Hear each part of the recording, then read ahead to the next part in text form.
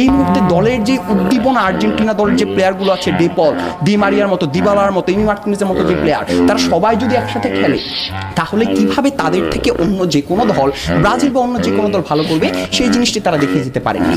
তাদের পুরো বিতর্কে আজকে তারা যতটা না ব্রাজিলের গুণগান করেছেন, ব্রাজিল কেন ভালো সেই জিনিসটি বলেছেন, তার তো অনেক বেশি কথা বলেছেন আর্জেন্টিনাকে নিয়ে। এ থেকেই বোঝা যায় যে তার যারা আর্জেন্টিনাকে নিয়ে কতটা ভয় থাকেন এবং আর্জেন্টিনা কতটা চিন্তা করেন।